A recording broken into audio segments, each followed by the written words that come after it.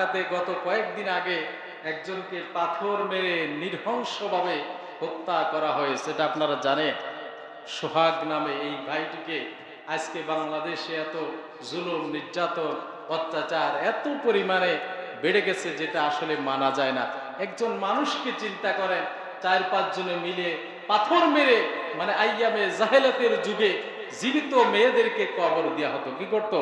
জীবিত কবর দেওয়া হতো। তার চেয়ে কম নয়, একটা ছেলেকে 5-6 জন মিলে হত্যা করে পাথর মেরে এরপরে তার বুকের উপরে দাঁড়িয়ে নাচানাচি করছে। এই ভিডিও দেখেছেন আপনারা?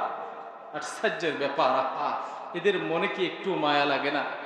এই যে ছেলেটাকে এইভাবে নৃশংসভাবে হত্যা করেছে, সামান্যতম যে আসামিরা অ্যারেস্ট হয়েছে তারা জবানবন্দি দিয়েছে যে মনের ক্ষোভ থেকে এই কাজটা করেছে। কি করেছে?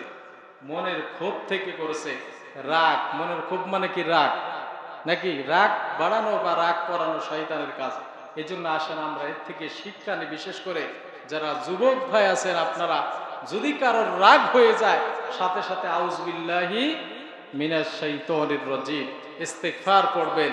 রাগ করে, রাগ বশত আমরা বিশেষ করে এই ধরনের কাজ করব না। এই কথাগুলো বলার কারণ কি আপনারা মনে করতে পারেন সেটা কোথায় ঘটেছে? আমাদের তো ঘটে নাই নাকি? আপনাদের পার্শ্ববর্তী এই যে বাঁকড়া উজ্জ্বলপুর গ্রাম চেনেন আপনারা? হ্যাঁ, উজ্জ্বলপুর মনে হয় ওই যে গত 3 দিন কি 4 দিন আগে ছোট ভাই বড় ভাইকে মাথায় কোপ দিয়ে জায়গায় শেষ করে দিয়েছে। শুনেছেন এটা? এজন্য আসেন আমরা বিশেষ করে জমি জায়গা যে কোনো বিষয় একজন আরেকজনকে ছাড় দিবাই। কি করব? একজন আরেকজনকে ছাড় দেবেন। এই ধরনের গ্যাঞ্জামে ভাই ভাই আপনারা কখনো বিশেষ করে লেগে যাবেন না। বা এক ভাই একটু বেশি খেয়েছে, এক ভাই একটু কম খেয়েছে, একটু ছাড় দেন ভাই।